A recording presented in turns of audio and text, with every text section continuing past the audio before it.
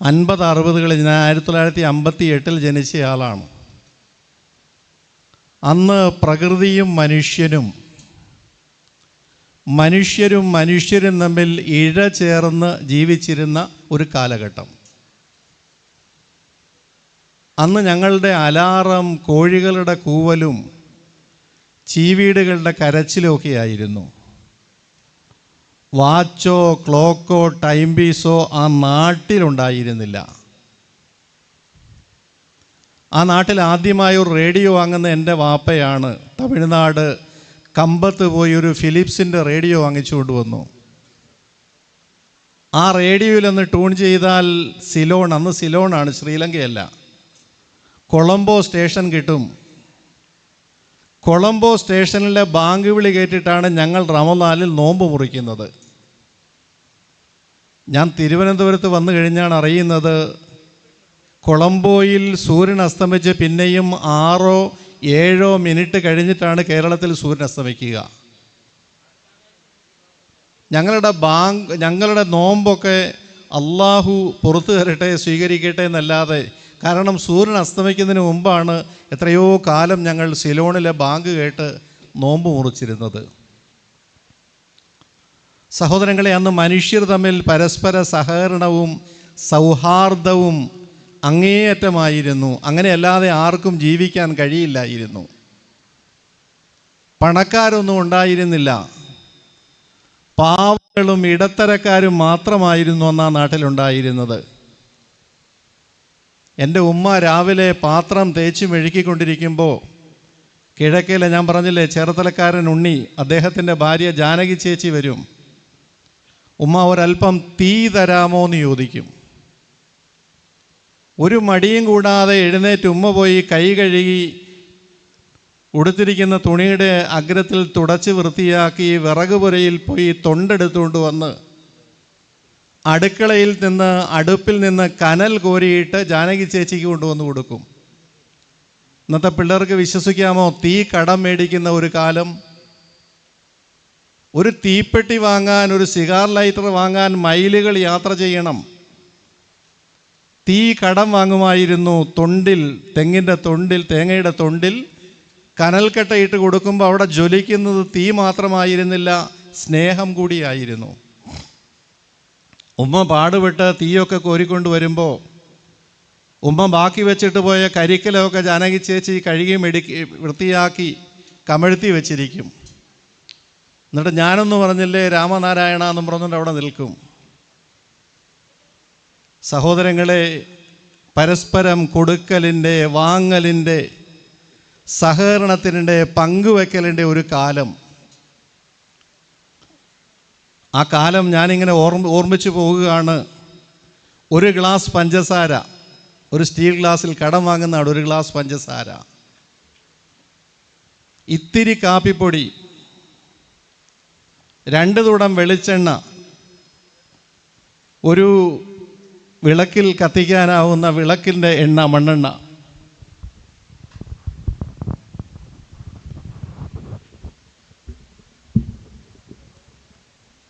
ഒരു ചിരട്ടയിൽ അല്പം ഉപ്പ്,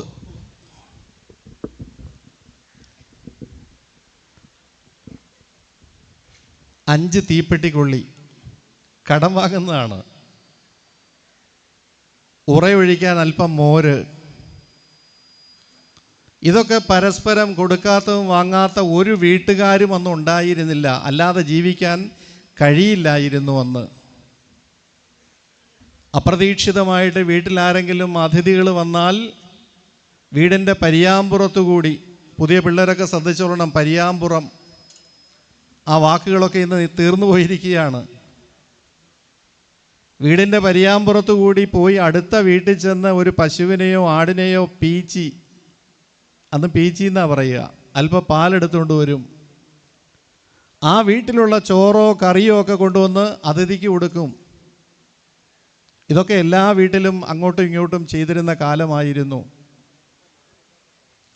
2 മുരിങ്ങക്കായോ, ഒരു കുമ്പളങ്ങായോ, മത്തങ്ങായോ, 4-5 കാന്താരി മുളകോ അടുത്ത പറമ്പിൽ നിന്ന് പറിച്ചെടുക്കാൻ ആരുടെയും അനുവാദം വേണ്ടിയിരുന്നില്ല. വടക്കുള്ള ശാമുവേലിൻ്റെ കെട്ടിയോൾ പെണ്ണമ്മച്ചേടത്തി അവർ വരും. തല ചൊറഞ്ഞുകൊണ്ട് എൻ്റെ ഉമ്മാരുടെ അടുത്ത് വന്നിട്ട് പറയും, ഉമ്മ മോളെ കെട്ടിച്ച വീട് വരെ ഒന്ന് പോകണമായിരുന്നു, ഈ കഴുത്തും തുറന്നിട്ട് എങ്ങനെയാ പോവുക? ഒരു മടിയും കൂടാതെ എൻ്റെ ഉമ്മ ആകെയുള്ള താലിമാല ഊരി അതിൽ നിന്ന് താലി ഊരി മാറ്റിയിട്ട് മാല കൊടുത്തു വിടും. തിരിച്ചിങ്ങോട്ടും ഞങ്ങളും എൻ്റെ ഉമ്മ അവിടെ നിന്നും മേടിക്കാറുണ്ട്. എല്ലാ വീടുകളിലും സ്ത്രീകൾ അന്യോന്യം സ്വർണം ഇരവ് വാങ്ങി അണിഞ്ഞു പോകുമായിരുന്നു. സ്വർണം മാത്രമല്ല, സാരി, ബ്ലൗസ്, രണ്ടാം മുണ്ട്, കുഞ്ഞുങ്ങളുടെ ഉടുപ്പ് ഒക്കെ പരസ്പരം ഇരവ് വാങ്ങും, പങ്കുവയ്ക്കുമായിരുന്നു. ഞാൻ സ്കൂളിൽ പഠിച്ചിരുന്നത് 10ാം ക്ലാസ് വരെ മിക്സഡ് ക്ലാസ്സിലാണ്, പെൺകുട്ടികളും ഉണ്ട്. ആകെയുള്ള ഞങ്ങൾക്കൊക്കെയുള്ള 1-2 ഷർട്ടാണ് പിന്നി പോകാറായത്. പെൺകുട്ടികളെ കാണിക്കാൻ വേണ്ടി, കൂടുതൽ ഷർട്ടുണ്ടെന്ന് കാണിക്കാൻ വേണ്ടി കൂട്ടുകാരുടെ ഷർട്ട് മേടിച്ചിടും. വീട്ടിൽ നിട്ടുകൊണ്ട് വരുന്ന ഷർട്ട് വഴിയിൽ വെച്ച് അന്യോന്യം ഊരി അങ്ങോട്ടും ഇങ്ങോട്ടും കൊടുത്ത് ഷർട്ട് ഊരി മാറ്റി ഇട്ടുകൊണ്ട് പോകും. വൈകുന്നേരം സ്കൂൾ വിട്ട് പോകുമ്പോൾ ഷർട്ട് തിരിച്ചു വാങ്ങി അണിഞ്ഞുകൊണ്ട് പോകും. ഹൈജീൻ എന്നൊരു പദം അന്ന് ഞങ്ങളുടെ നിഘണ്ടുവിലുണ്ടായിരുന്നില്ല. ഒരു കൊറോണയും വന്നില്ല അന്ന്. ശരിക്കും മനസ്സിലാക്കണം, കൊറോണ വന്നപ്പോൾ നമ്മളൊക്കെ അകലത്തിൽ കഴിഞ്ഞില്ലേ? മറ്റൊരാൾ ഉപയോഗിച്ച സോപ്പോ തോർത്തോ വസ്ത്രമോ ഒന്നും തൊടാൻ പാടില്ല എന്നല്ലേ പുതിയ തലമുറയെ നമ്മൾ പഠിപ്പിക്കുക. ഞങ്ങളൊക്കെ ഇരവ് വാങ്ങി അണിഞ്ഞവരാണ്. കൂട്ടുകാരുടെ ജാതി നോക്കാതെ, മതം നോക്കാതെ. അതാണ് ജോയിയുടെ ഷർട്ട്, അർജുൻ്റെ ഷർട്ട്, അവരൊക്കെയായിരുന്നു എൻ്റെ പ്രിയപ്പെട്ട കൂട്ടുകാർ. അർജുൻ ഇന്ന് ഇടുക്കി DCC സെക്രട്ടറിയാണ്. എന്നെങ്കിലും എവിടെ വെച്ചെങ്കിലും കാണുമ്പോൾ ചോദിച്ചു നോക്കുക ഞങ്ങളുടെ സ്നേഹം പങ്കുവെച്ച പഴയ കഥകൾ. സഹോദരങ്ങളെ, ഇങ്ങനെ ഉടുപ്പുകൾ അന്യോന്യം, കുപ്പായങ്ങളും സാരിയൊക്കെ സ്ത്രീകളും ഇരവ് വാങ്ങിക്കൊടുക്കും. ആവശ്യം കഴിഞ്ഞ് ഫംഗ്ഷൻ കഴിഞ്ഞ് തിരിച്ചു വന്ന് കഴുകി മടക്കി തിരിച്ചു കൊണ്ടേ കൊടുക്കുമ്പോൾ ഒരു വൈമനസ്യമില്ലാതെ മേടിക്കുമായിരുന്നു. ഞങ്ങളുടെ നാട്ടിലെ പുരമേയൽ പുല്ലിൻ്റെ പുരയാണ്. പുതിയ മക്കൾ വല്ലതും കണ്ടിട്ടുണ്ടോ പുല്ലിൻ്റെ പുര? വർഷത്തിലൊരു പ്രാവശ്യം മേയണം, ഇല്ലെങ്കിൽ ചോർന്നൊലിക്കും. പുരമേയാൻ ആരെയും ജോലിക്കാരെ വിളിക്കില്ല. അയൽക്കാർ പരസ്പരം കൂടിച്ചേർന്നാണ് പുരമേയുക. അന്ന് പുരമേയുന്ന ദിവസം എൻ്റെ വാപ്പ ഞങ്ങളെ വിളിച്ചിട്ട്, മക്കളെ വിളിച്ചിട്ട് ചിരട്ടയിൽ ശർക്കര കലക്കി മക്കളെ അവിടെ കൊണ്ടുപോയി ഇവിടെ കൊണ്ടുപോയി എന്നൊക്കെ പറയും. അപ്പം ഞാൻ ചെറുപ്പത്തിൽ ധരിച്ചിരുന്നത് എന്തോ മന്ത്രവാദമാണെന്നാണ്. ചിരട്ടയിൽ ശർക്കര കലക്കി വീടിൻ്റെ നാനാഭാഗത്തും കൊണ്ടുപോയി വയ്ക്കുക. വളർന്നപ്പോഴാണ് മനസ്സിലായത്, പുല്ല് മേയുന്ന ദിവസം ഒരുപാട് പ്രാണികളും ഉറുമ്പുകളും, അവയ്ക്ക് ഭക്ഷണം നഷ്ടപ്പെടും, സ്വാഭാവിക ഭക്ഷണം. അത് നികത്താൻ വേണ്ടിയിട്ടാണ് എൻ്റെ പ്രിയപ്പെട്ട പിതാവ് ചിരട്ടയിൽ ശർക്കര കലക്കി ഞങ്ങളെ കൊണ്ടുപോയി വെപ്പിച്ചിരുന്നത്. പ്രാണികളെ സ്നേഹിച്ചിരുന്ന, പുഴുക്കളെ സ്നേഹിച്ചിരുന്ന, എറുമ്പുകളെ മറക്കാത്ത ഒരു കാലഘട്ടം. ഞങ്ങളുടെയൊക്കെ ആ ചെറുപ്പകാലം എത്ര സുന്ദരമായിരുന്നു സഹോദരങ്ങളെ. ഞങ്ങൾക്ക് 5 ഏക്കർ പറമ്പുണ്ടായിരുന്നു. ഇഷ്ടംപോലെ ചക്കയും മാങ്ങയും എന്തെല്ലാം തരത്തിലുള്ള പ്ലാവും മാവും. ഞങ്ങൾ മാങ്ങ ഒക്കെ പറിച്ചെടുക്കും. വാപ്പ പറയും, മക്കളെ കുറച്ചെണ്ണം നിർത്തിയേക്കണം, എല്ലാം പറിച്ചെടുത്ത് കളയരുത്. ആ ചക്കയും മാങ്ങയും കശുവണ്ടിയൊക്കെ അണ്ണാനും കാക്കയ്ക്കും തത്തയ്ക്കും മൃഗങ്ങൾക്കുമൊക്കെ ഉള്ളതാണ്. നമ്മൾ ജീവിക്കുന്നതിനോടൊപ്പം മനുഷ്യർ മാത്രം പോരാ, മൃഗങ്ങളും പ്രാണികളും പറവകളും ജീവിച്ചിരിക്കണമെന്ന് കരുതിയിരുന്ന കാരണവന്മാരുടെ ഒരു കാലഘട്ടം.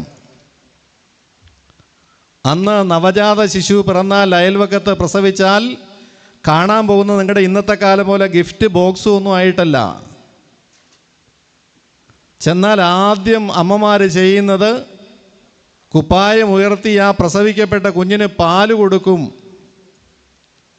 ജാതിയും മതമൊന്നും ഉണ്ടായിരുന്നില്ല. നിങ്ങൾക്കറിയുമോ ഞാൻ എത്ര പേരുടെ പാല് കുടിച്ചയാളാണെന്നറിയുമോ? ഇന്നത്തെ കാലഘട്ടം ഒന്ന് ആലോചിച്ച് നോക്കുക. ചേച്ചിമാരുടെ, ചേടത്തിമാരുടെ, ഉമ്മമാരുടെ ഒരുപാട് പാല് കുടിച്ച ഒരു ശിശുവാണ് ഞാൻ അവിടെ ജനിച്ചവനാണ്. സഹോദരങ്ങളെ, ആകെ ചെയ്യുന്ന അതാണ്. സമ്മാനം കൊടുക്കാനൊന്നും ഉണ്ടാവില്ല, പാല് കൊടുക്കും. ആ അമ്മിഞ്ചപ്പാൽ കൊടുക്കുമ്പോൾ ആ മാതാവ് ഒരു വലിയ സന്ദേശം ആ കുട്ടിക്ക് കൈമാറുന്നുണ്ട്. കുഞ്ഞേ, ഞാനും നിൻ്റെ അമ്മയാണ്, എൻ്റെ മക്കൾ നിൻ്റെ സഹോദരങ്ങളാണ്. നീ വളർന്നു വരുമ്പോൾ എൻ്റെ മക്കളെ സ്നേഹിക്കണം, അനുസരിക്കണം. അവർ നിന്നെ സഹായിക്കും, ഏതാപത്തിലും നിൻ്റെ കൂടെ ഉണ്ടാകുമെന്ന ഒരു വലിയ സന്ദേശം ആ മുലയൂട്ടലിലൂടെ അമ്മമാർ കൈമാറുമായിരുന്നു. കൗമാരം വരെ ആൺകുട്ടികളും പെൺകുട്ടികളും ഒന്നിച്ചാണ് കളിക്കുക, കുളിക്കുക. തോട്ടിൽ പോയി കുളിക്കും, വിറക് ശേഖരിക്കാൻ പോകും, പശുവിന് പുല്ല് ശേഖരിക്കാൻ പോകും, ഓണത്തിന് ഊഞ്ഞാല് കെട്ടാൻ വള്ളിയെടുക്കാൻ പോകും, പൂക്കൾ ശേഖരിക്കാൻ പോകും. അന്നീ പറയുന്ന ലിംഗവ്യത്യാസമൊന്നും ഞങ്ങൾ അനുഭവിച്ചിരുന്നില്ല. അശ്ലീലമായ ഒരു ദർശനമോ സ്പർശനമോ ഉണ്ടായിരുന്നില്ല ഞങ്ങൾ തമ്മിൽ, കുട്ടികൾ തമ്മിൽ. ശാമുവൽ ചേട്ടൻ്റെ മകൾ, പെണ്ണമ്പച്ചേടത്തിയുടെ മകൾ ലിസി, ഞാനാണ് 10ാം ക്ലാസ് വരെ അവളുടെ രക്ഷകർത്താവ്, എൻ്റെ കൂടെയാണ് വിടുന്നത്. ഞാനവിടെ ചെല്ലുമ്പോൾ പെണ്ണമ്മച്ചേടത്തി എന്നെ വിളിച്ച്, ഇവിടെ വാടാ, ഈ തണുപ്പാണ്, ഹൈറേഞ്ചല്ലേ, കൊടും തണുപ്പാണ്, കുളിക്കുകയൊന്നുമില്ല ആരും. എന്നെ അടുത്ത് വിളിച്ച് മുരിഞ്ഞിരിക്കുന്ന കാലിൽ ഞാൻ ഇപ്പോഴും ഓർക്കുന്നു. നിക്കറിൻ്റെ താഴെ മുട്ടിൻ്റെ മടക്കുകളിലും കണങ്കാലിലുമൊക്കെ എണ്ണ തേച്ച് ലിസിയെ എൻ്റെ കയ്യിൽ ഏൽപ്പിച്ച് വിടുമായിരുന്നു. 10ാം ക്ലാസ് വരെ ലിസിയെ നോക്കിയ ഞാനാണ്. മനുഷ്യവാസമിൽ മനുഷ്യരില്ലാത്ത കാടുകളിലും പാറകളിലൂടെയൊക്കെയാണ് പോവുക. വണ്ടിയിൽ ഒരൊറ്റ വാഹനം വന്നില്ല ഞങ്ങളുടെ നാട്ടിൽ. ഒരരുതാത്ത സ്പർശനം, ഞാൻ പറഞ്ഞില്ലേ, ഒരു ദർശനം, ഒരു അശ്ലീലം നോക്കിയിട്ടില്ല, തോന്നിയിട്ടില്ല. വിശുദ്ധമായ കാലഘട്ടം, വിശുദ്ധമായ കൗമാരം. ഞാൻ പാളയം പള്ളിയിൽ ഇമാമായപ്പോൾ ഒരിക്കൽ പോയി. അവിടെ ശാമുവൽ ചേട്ടൻ മരിച്ചു പോയിരുന്നു, പെണ്ണമ്പ ചേട്ടത്തി ഉണ്ടായിരുന്നു. ഞാൻ കുറച്ച് പലഹാരമൊക്കെ മേടിച്ചുകൊണ്ട് പോയി ചേട്ടത്തിയെ പോയി കണ്ടു. ഞാൻ ചോദിച്ചു, ചേട്ടത്തി ലിസി എവിടെയാ? ചേട്ടത്തി പറഞ്ഞു, കുഞ്ഞെ, നീ പോകുന്ന വഴിക്കാണ്, നീ നിർബന്ധമായിട്ടും അവളെ ഇറങ്ങി കാണണം. എപ്പോഴവൾ വന്നാലും നിന്നെ ചോദിക്കും. ഞാൻ ചോദിച്ചു, എവിടെയാ? എടാ പാമ്പനാറാണ്, പാമ്പനാർ നീ പോകുന്ന വഴിക്ക്. ഞാൻ ചോദിച്ചു, പാമ്പനാർ എവിടെയാ? എടാ റോഡ് സൈഡിലാ, നീ കാണാതെ പോകരുത്, അവൾ എപ്പോഴും നിന്നെ കാണണമെന്ന് പറയും. ഞാൻ പറഞ്ഞു, ഞാൻ അവിടെ ചെന്ന് എന്ത് ചോദിക്കണം? ലിസിയുടെ വീട് എങ്ങനെ ചോദിക്കും? എടാ കുഞ്ഞെ, ആ സിറ്റിയിലിരിക്കുന്ന പാമ്പനാർ ടൗണിലിരിക്കുന്ന കള്ളിഷാപ്പുകാരൻ അവളെ കെട്ടിയിരിക്കുന്നത്, നീ അവിടെ കയറി കണ്ടിട്ട് പോകണമെന്ന്. എങ്ങനെയുണ്ട് ആ അമ്മയുടെ നിഷ്കളങ്കത നിങ്ങൾ മനസ്സിലാക്കണം. ഞാൻ ഈ ഷാളുമൊക്കെ ഇട്ട് പാളയംപള്ളി ഇമാമായിരിക്കെ പാമ്പനാർ കള്ളിഷാപ്പിൽ പഴയ കളിക്കൂട്ടുകാരി ലിസിയെ കാണാൻ വേണ്ടി കയറിയിരുന്നെങ്കിൽ ഈ ഇരിക്കുന്ന ഉസ്താമാരൊക്കെ എന്നെ എന്ത് ചെയ്യുമായിരുന്നു, എന്തു പറയുമായിരുന്നു? അതാണ് നിഷ്കളങ്കത, കാപട്യമില്ലാത്ത ആ കാലഘട്ടം മനസ്സിലാക്കണം.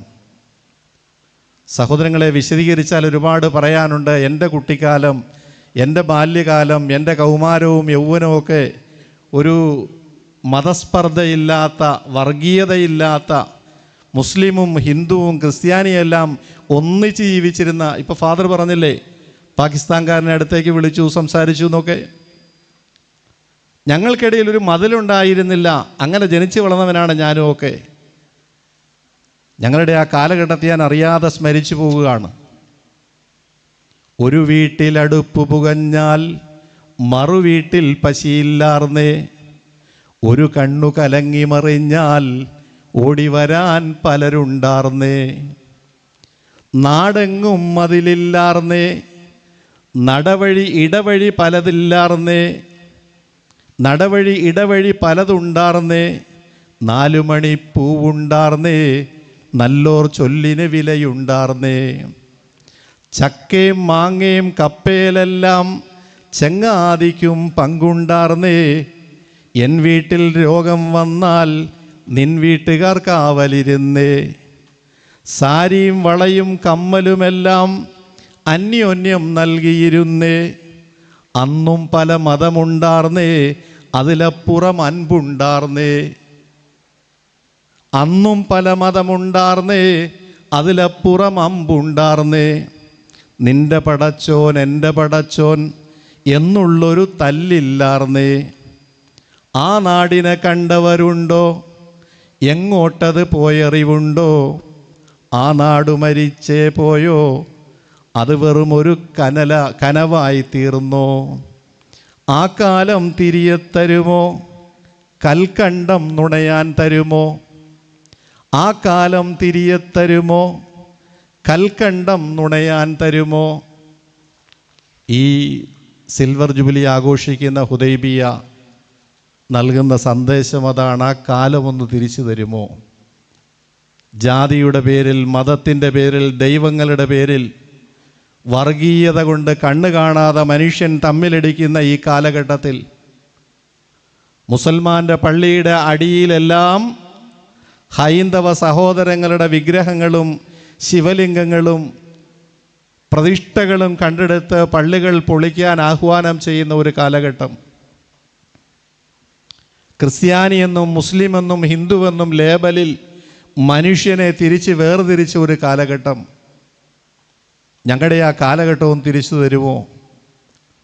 അതിനൊരു വലിയ മെസ്സേജാണിന്ന് ഹുദൈബിയ കൊടുക്കുന്നത്. അൽഹംദുലില്ലാഹ്, ഈ മഹത്തായ സ്ഥാപനത്തിൽ നിന്നും ഇത്രയും വിദ്യാർത്ഥികൾ സനത് വാങ്ങി പണ്ഡിത ബിരുദം നേടി പുറത്തിറങ്ങുമ്പോൾ അവർക്ക് ലോകത്തിന്, കേരളത്തിന്, ഇന്ത്യക്ക് കൊടുക്കാനുള്ള ഈ സന്ദേശമാണ്. മനുഷ്യരെ, നമ്മളെല്ലാം ഒന്നാണ്.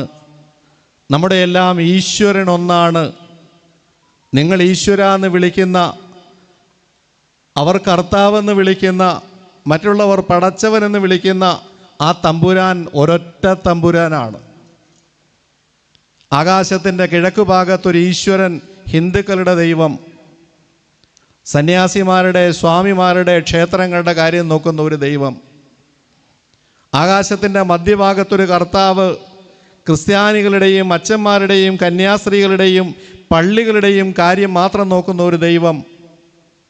ആകാശത്തിൻ്റെ പടിഞ്ഞാറ് ഭാഗത്തൊരു ദൈവം, അള്ളാഹു, മുസ്ലിമീങ്ങളുടെയും മൗലവിമാരുടെയും പള്ളികളെയും മാത്രം നോക്കുന്നൊരു ദൈവം. ഈ സങ്കല്പം ഇസ്ലാമിന് അന്യമാണ്. ഇസ്ലാം അതിമനോഹരമായ ഏകദൈവ സിദ്ധാന്തത്തിൽ അടിയുറച്ച് യാതൊരു വിട്ടുവീഴ്ചയും പ്രഖ്യാപിക്കാത്ത മതമാണ്. ഈ പ്രപഞ്ചത്തിന് ഒരേ ഒരു ദൈവം. നിങ്ങൾ ഏത് പേരും വിളിച്ചോളൂ, ഈശ്വരാന്നോ, കർത്താവെന്നോ, യഹോവയെന്നോ, പടച്ചവനെന്നോ, ജഗദീശ്വരനെന്നോ, ഏത് പേരും വിളിച്ചോളൂ. ആ പേരുകൾ മുഴുവൻ ചെന്നെത്തുന്നത് ഒരേ ഒരു ശക്തിയിലാണ്. ജഗദീശ്യാമ രാത്രിയും ശശാങ്കതാരകങ്ങളും പകലുമർക്ക ബിംബവും നിറഞ്ഞ മേഘജാലവും ദൃഗകദംബ പക്ഷി വൃക്ഷ പുഷ്പശലഭ വൃന്ദവും മികവിൽ നിന്റെ വൈഭവങ്ങൾ വാഴ്ത്തിടുന്നു ദൈവമേ. ഗഗനമെന്തൊരത്ഭുതം, സമുദ്രമെന്തൊരത്ഭുതം, സകല ജീവജാല ജീവനെന്നതെന്തൊരത്ഭുതം. സകലതും രചിച്ചതോർക്കിൽ അഖിലനാഥനായ നീ, സകല ശക്തി നിൻപദം നമിച്ചിടുന്നു ഞാൻ വിഭോ. ഒരേ ഒരു ദൈവം, ആകാശത്തും ഭൂമിയിലും ഒരേ ഒരു ഈശ്വരൻ. നിങ്ങൾ എന്ത് പേരും വിളിച്ചോളൂ. അയ്യമ്മാ തദ്ഉ ഫലഹുൽ അസ്മാഉൽ ഹുസ്ന, പരിശുദ്ധ ഖുർആൻ. നിങ്ങൾ ഏത് പേരിലും വിളിച്ചോളൂ. ആ തമ്പുരാൻ ഒന്നാണ്. പാതിരാവിൽ കണ്ണീരൊഴുത്തിക്കൊണ്ട് പ്രിയപ്പെട്ട ഫാദർ കർത്താവേ എന്ന് വിളിക്കുമ്പോൾ കേൾക്കുന്ന ആ ശബ്ദം, ഉസ്താദന്മാർ തഹജ്ജു നമസ്കരിച്ചിട്ട് വിറങ്ങലിച്ച കൈകളോടുകൂടി അള്ളാഹുവേ എന്ന് വിളിക്കുന്ന ദൈവം, മണിയടിച്ച ഹിന്ദു സഹോദരൻ ദൈവമേ എന്ന് വിളിക്കുന്ന ആ വിളി, ഇതെല്ലാം കേൾക്കുന്നത് ഒരൊറ്റ കർണപുടത്തിലാണെന്ന് മനസ്സിലാക്കണം. ഒരൊറ്റ ദൈവം ഈ പ്രപഞ്ചത്തിന്. മതങ്ങളുടെ എല്ലാം അടിസ്ഥാനം ഒന്ന്. ക്രിസ്തുമതത്തിൽ ബൈബിളിൽ എവിടെയെങ്കിലും അന്യനെ കൊല്ലണമെന്ന് പറയുന്ന ഒരു വചനം കാണിച്ചു തരാമോ? രാമായണത്തിലോ മഹാഭാരതത്തിലോ മറ്റുള്ളവൻ്റെ പണം മോഷ്ടിക്കണം, കട്ടെടുക്കണം, അയൽക്കാരൻ്റെ ഭാര്യയെ വ്യഭിചരിക്കണം, അയൽക്കാരനെ ഉപദ്രവിക്കണം എന്ന് പറയുന്ന സൂചനയെങ്കിലും കാട്ടിത്തരാമോ? പരിശുദ്ധ ഖുർആൻ എത്ര മനോഹരം. മറ്റുള്ളവരുടെ മുഴുവൻ അവകാശങ്ങൾ അനുവദിച്ചു കൊടുക്കണം, അർഹമായത് പൂർണ്ണമായിട്ടും അനുവദിച്ചു കൊടുക്കണം, ആരുടെയും സ്വാതന്ത്ര്യം ഹിംസിക്കരുതെന്ന് പഠിപ്പിക്കുന്ന ഖുർആൻ. ഈ മതങ്ങൾക്ക് എവിടെയാണ് അടിസ്ഥാനപരമായി വ്യത്യാസമുള്ളത്?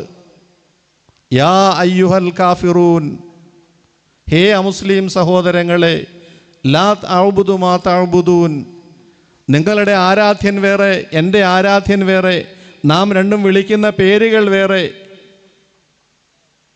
ലക്കും ദീനുക്കും വലിയ ദീൻ, നിങ്ങളുടെ ആരാധനാ രീതികൾ വേറെ, എൻ്റെ ആരാധനാ രീതികളും കർമ്മങ്ങളും വേറെ. പക്ഷേ നിങ്ങൾക്ക് നിങ്ങളുടെ മതം വലിയ ദീനി, എനിക്ക് എൻ്റെ മതം. നാം തമ്മിൽ സംഘട്ടനം വേണ്ട, നാം തമ്മിൽ കലാപം വേണ്ട, നാം തമ്മിൽ ഒരിക്കലും പരസ്പരം വഴക്കുണ്ടാക്കരുത്, സ്നേഹത്തോടെ കഴിയണമെന്ന് പഠിപ്പിക്കുന്ന മതങ്ങൾ. ഒരൊറ്റ ദൈവം, ഒരൊറ്റ മതം, മനുഷ്യൻ്റെ മുഴുവൻ അടിസ്ഥാനമൊന്ന്. നാം എല്ലാം ഒറ്റ അടിസ്ഥാനത്തിലാണ് സൃഷ്ടിക്കപ്പെട്ട് വിശദീകരിക്കുന്നില്ല. എൻ്റെ ബ്ലഡ് ഒരുപക്ഷെ ഫാദറിന് പാകമാകും, ഫാദറിൻ്റെ ബ്ലഡ് സ്വാമിക്ക് ഒരു കുഴപ്പവുമില്ല. ഗ്രൂപ്പ് കറക്റ്റാണെങ്കിൽ ഒരു വ്യത്യാസവുമില്ല. ജാതിയുടെയോ മതത്തിൻ്റെയോ പേരിൽ ബ്ലഡിലോ ഹൃദയത്തിലോ കിഡ്നിയിലോ ഒരു കുഴപ്പവുമില്ല. എല്ലാ അവയവങ്ങളും പരസ്പരം മാറിവെക്കാവുന്ന തരത്തിൽ ജഗതീശ്വരൻ സൃഷ്ടിച്ചിരിക്കുന്നു. ഈ വലിയ സന്ദേശം ഈ സന്നദ്ധാന സമ്മേളനത്തിലൂടെ ഈ സ്ഥാപനം ലോകത്തിന് കൊടുക്കുകയാണ്.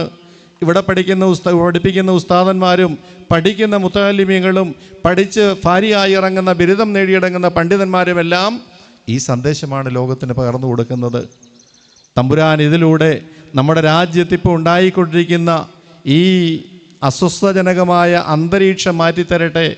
മനുഷ്യരെല്ലാം ഒന്നായി തീരട്ടെ. മനുഷ്യരെല്ലാം സഹോദരീ സഹോദരങ്ങളായി സന്തോഷത്തോടെ സ്നേഹത്തോടെ ജീവിക്കട്ടെ എന്ന് ഈ സന്ദേശം ലോകത്തിന് വിളംബരം ചെയ്യുന്നു നമ്മുടെ ഈ മഹത്തായ സ്ഥാപനം. നാഥ നിൻ വെളിച്ചത്തെ കാണുവാൻ കണ്ണില്ലെങ്കിൽ കേവലം കുരുടനും ഞാനുമായി എന്തന്തരം. ആ പ്രഭാങ്കുരം മണ്ണിൽ പൂവനം കിളിർപ്പിക്കും, പൂക്കളെ പൂത്തിങ്കളെ സൂര്യനെ ജ്വലിപ്പിക്കും.